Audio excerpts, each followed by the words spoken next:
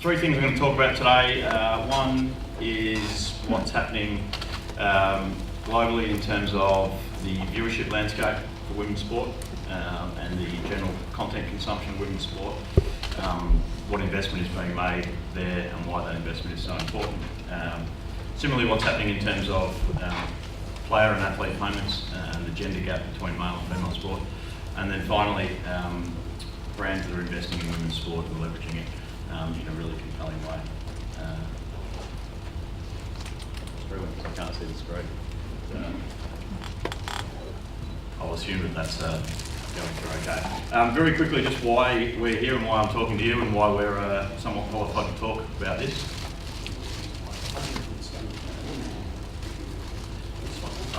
All good. So Future Sport and Entertainment, essentially, we're the agency of record for the FFA and work across football. We work with 6 of the 10 A-League clubs across a whole range of different areas, including consumer segmentation, commercialisation, broadcast rights.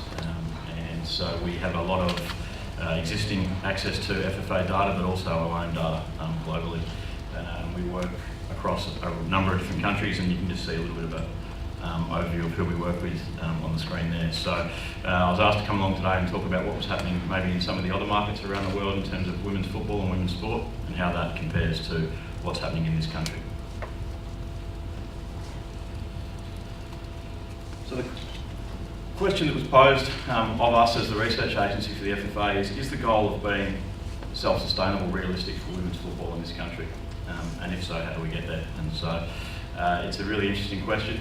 Can women's sport stand on its own 2 feet? And if it can, when is that likely to happen? And what's the path that needs to be taken to get there? And we've had a look at some global trend data that suggests that there's a really significant investment that's going to need to be made to get there. But it's also some pretty compelling examples around the world about where that investment is starting to deliver in dividends. I guess the good news is there's a number of sports that already stand on their own 2 feet when it comes to being sustainable as women's sport. Everybody knows that individual athlete sports tend to have been the ones to have led the way in terms of female sustainability from a commercial perspective. And there are a number of sports where, or very few sports actually, where on the pitch at least, it's a competitive landscape. But I guess the question for everybody in this room is that's fine from an individual athlete's point of view, but what about team sport? And what about football in particular? So as Simon mentioned, we work across the media consumption landscape and we look at a whole lot of audience trends, and we do that for a number of sports globally. So I thought it might be interesting for everybody in the room to look at the most recent World Cup that happened from a women's sports perspective, and have a look at some of the audience growth that happened in the UK for the recent Women's Cricket World Cup. So what you're looking at there is total global viewing hours of the most recent World Cup. You're one ahead. Yep. It's not that big a room, I can probably yell. There we go. So you've got 2013 World Cup there, where we saw 67 million viewing hours. Viewing hours being average audience times by the amount of people watching and for how long they're watching, and that's how we tend to compare and benchmark viewing audiences across TV and digital landscape in the increasingly fragmented landscape. Huge growth over the last 4 years in terms of what happened there. This is across all markets, so they had a number of competitive advantages in that tournament, in that England were hosting and England were very successful, and that helped drive a really strong viewership in the UK, but also we saw some big emergence in the Central Asian market, which has historically been a little bit slow to react in terms of women's sport. So certainly from a viewership perspective, you can see that the numbers are there. The interesting thing to then look at is that driving interest, or is interest in women's sport driving viewership? To compare that to the FIFA World Cup, so you can see here the trends across that tournament, most recently with the yellow line there, and how that compared to the most recent Women's World Cup. So we saw about 700,000 hours more for the Cricket World Cup despite 6 less games. And the other line you can see there is the World 2020. So again, big recent spike in terms of the global trend viewership growth that's happening in the world of cricket.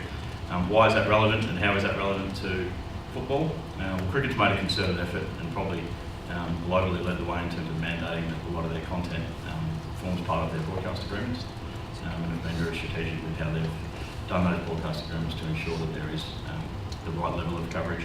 And what this is showing is that when it gets onto the right channels, that there is a significant viewing audience there. So the viewership is there. That's the good news. We then went to have a look at what is the global sporting interest, and looking at Google search trends. So what you can see here is some comparisons of our domestic competitions and how the men's versions of those compare to the women's versions. So first starting with AFLW, which has obviously just had its first year and had a lot of lauding in the media. We can see here that on a Google SEO search trend, at the peak time, it was only 7 times less interest. There was 7 times less interest than in the men's competition. And I say only because that's a reasonably good result. And then out of competition, the interest was quite minimal. Those big spikes in competition tend to be quite consistent with what we've seen in the women's BBL. As I mentioned, cricket have done a really good job of investing, not just from a broadcast point of view to ensure that their content is accessible to fans, but also in terms of how they play their players. So you can see there that at its peak it was only 4 times the gap, and then as you come out of season, that trend becomes a much wider one. In your world, we can see again a similar type trend as in the BBL, in that it was a 4-time differential, and on average it's slightly less. There is slightly less interest based on this data set that you can see than BBL. But the thing to have a look at there is the key spikes around the key periods. So the windows outside of those tournaments, there's very little interest, and that's really important in terms of how we capitalise. We being the administrators in this room, how you capitalise on when your content is on and when people are engaging in that content. And similarly for commercial partners looking to get involved in the sport, how they plan to activate those sponsorships. And the challenge, I guess, for the W League is how then do you remain relevant outside of your key event periods. From an individual athlete perspective, how does that look? So what you can see here is a bit of a comparison of, first and foremost, Federer versus Serena Williams, and you can see that the differential in interest globally is much less than what we're seeing from a team sport perspective, with essentially on average 2 times the level of engagement online for Federer versus Serena Williams. Much greater as we look at global cricket with Steve Smith and Meg Lanning, and then comparing Calvin Kerr, it's somewhere in the middle.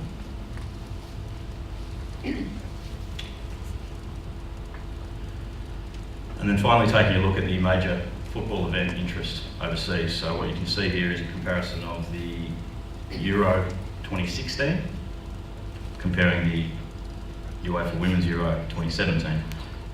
And so over the last 2 years, interest in the women's competition has been very small, but instead if we look at the data from the last 12 months, it shows that even 1 week before the tournament, the interest in the 2016 Euros was still outweighing the interest in the women's competition. However, as it comes into that tournament period, you can see the big spike.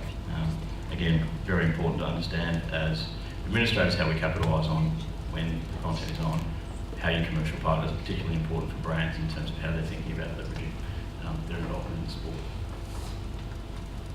Similarly, comparing the World Cups, you can see the spike with the FIFA World Cup being the top line. You see exactly the same trend, and similarly when we look at it on the market in the US between the MLS and the women's competition there, we see similar type trends. So, why is that all important? What's the so what factor? The conclusion that we draw from looking at viewership and interest is quite an important one for, I think, the future of the way that sports administrators think about women's sport, and that is a critically important piece that will show, I think, the sports that understand these trends and the need to invest will be the ones that are looking to have the rosiest future over the next 5 to 10 years as it works towards financial viability.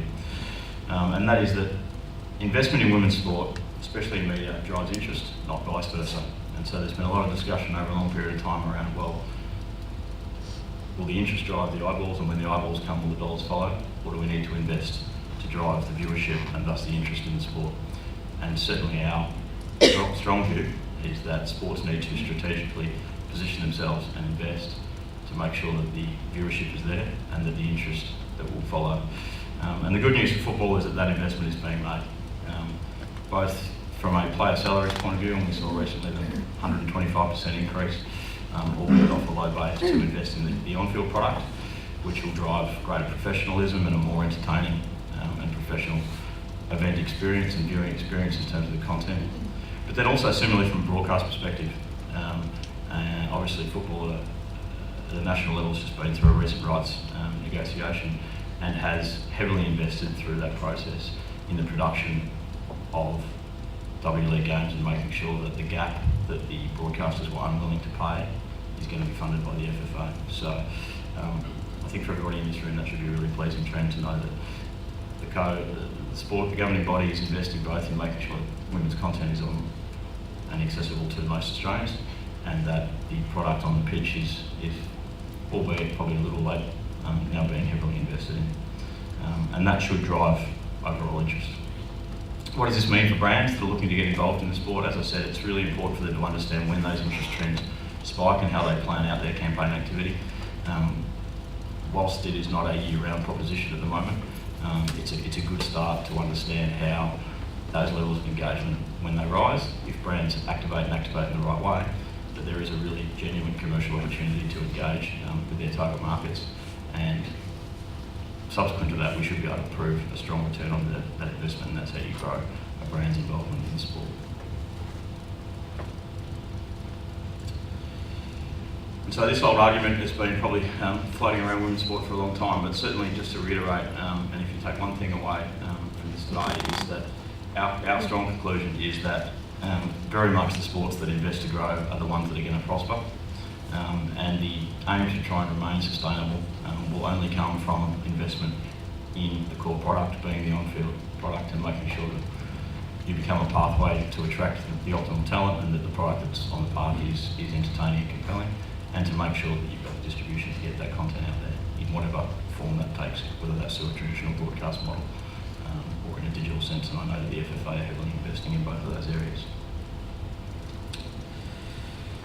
From a salary point of view, having a look at tennis, I think it's been widely sort of reported that tennis has kind of led the way in terms of gender pay gap across sport. So in 2007, Wimbledon was the last pin to fall in terms of tennis Grand Slams, where they were the last of the four to go to parity in terms of prize money. And it's interesting to see 10 years down the track what that looks like when you look at the Forbes list of top female earners, both from a prize money point of view, but importantly also from a brand endorsement point of view. So 8 of the top 10 highest paid female athletes in the world are now tennis players.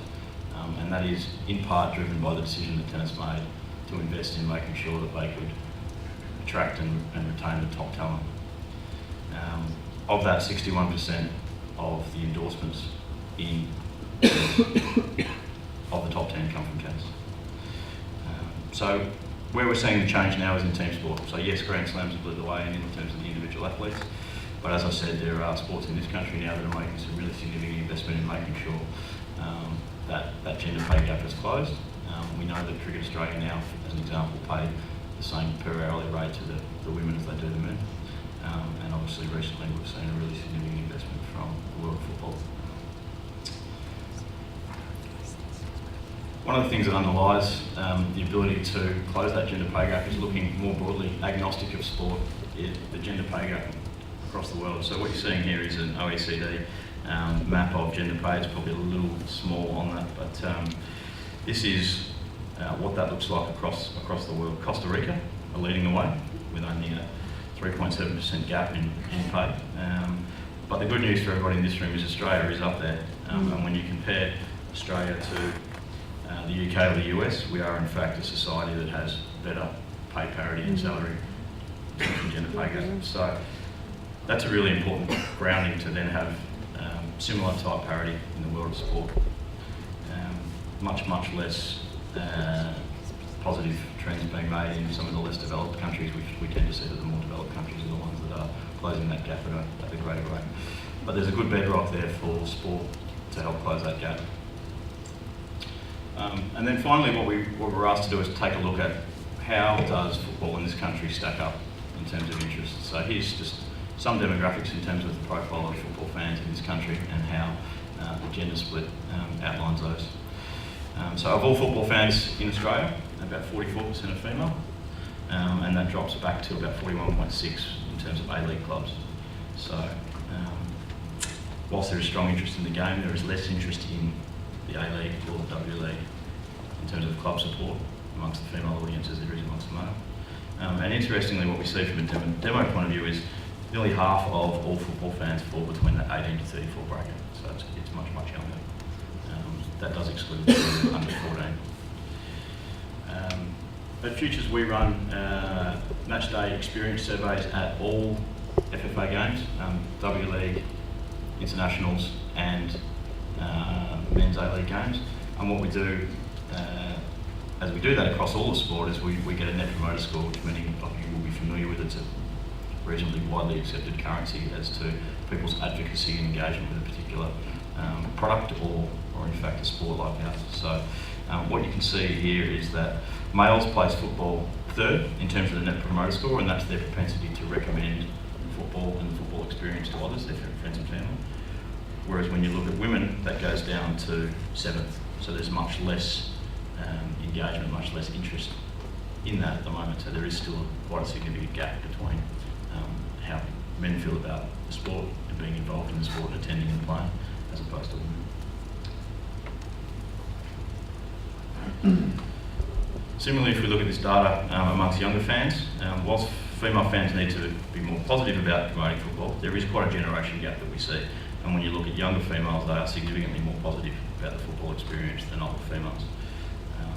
Naturally, amongst the mums age group, that's an important barrier in terms of participation, and something that is a bit of a marketing communications challenge.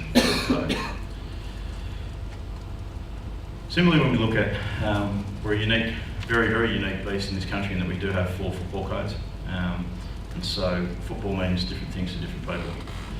What we know from our research is that across the population, and the good news for everyone in this room is you are the preeminent code when people think of football. People do think of the round ball game, but that's not the case with the female audience. Football, women has a higher association with AFL than it does with your code. And so that creates an interesting marketing comms challenge for the sport. And I know the FFA are increasingly focused on this because we're involved in helping them better target their marketing and to target women through particularly the digital channels in a more fragmented market. And in some ways that challenge is very much an arms race, and the people, certainly the 2 other big codes in AFL and NRL that are up against, there's not the same level of money to be thrown behind engaging with female fans as maybe they have. But similarly, it's never been a better time to kind of be the challenger brand because it's a lot easier to have a direct conversation with fans than it's ever been before. Additionally, young females are no more likely to associate football with soccer than older females, which suggests that whilst the younger females are more active promoters of football, the sport is struggling to cut through in terms of being associated with football. And again, that presents a really interesting marketing communication challenge. And finally, we took a look at the perceived danger of being involved as a participant for kids. And football has the biggest percentage difference between parents' attitudes towards safety of all sports across Australia. Mums feeling that it's more dangerous than netball, which I think will surprise a lot of people in this room. And again, is a challenge that the sport needs to have to think about how they overcome. Interestingly, dads believe it to be a much safer option than mums. So attitudes towards safety have a huge impact, obviously, on the sports that the parents choose for their kids, or similarly that they get their kids involved in. So I think that's interesting for everybody to think about as a collective challenge around how we break down some of that perception. And so then finally, given that the marketing is potentially a bit of a challenge, I was asked to have a look at who, within the work that we do globally, which brands or in fact which sports are marketing themselves quite well to women. And so there's just 2 examples which I'll leave you with today that I quite liked. One is Aon's involvement with Irish rugby, and in fact the World Cup that took place in Ireland in 2017. They came on board as a sponsor of the team, and that team went on to become very, very successful. Aon are a huge global brand that invest enormously in sponsorship, most famously in the preceding shirt deal with Manchester United to Chevrolet, an enormous spender of sponsorship, and I've just got a little video here that talks to the impact that that had on the team, to know that a company like Aon had come on board to support them.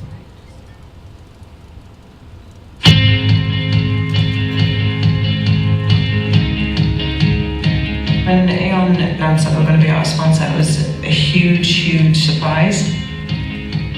When we didn't have a sponsor, it was definitely like we had a bit of a hole in our jersey, and you always questioned why the other teams, both within the IRFU and the Six Nations, had their own sponsor and we didn't. It definitely makes the team look a lot more professional whenever they go out on the pitch.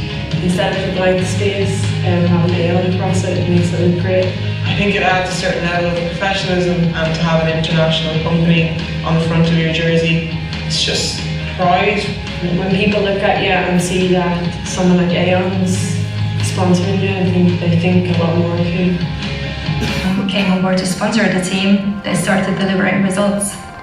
We won the Six Nations, and also last year in the Women's World Cup we reached the semi-finals for the first time ever, and we also beat New Zealand for the first time ever. You can see that backing and that support that we're getting. It's showing that people are wanting to watch women's rugby, people are starting to support us, and people are starting to believe in us. As an Aon. So that's an example of Aon and how they're leveraging their involvement. The final one that I will leave you with is more about how a government body, in fact, or an organisation is looking to help women get more involved in sport and get more active. And I just thought it was a particularly different way to than certainly disrupt, and looks different to what you would see traditionally. And many of you might be aware of the This Girl Can campaign that's been running successfully in the UK over the last couple of years. So I'll leave you with that. Thank you very much for your time.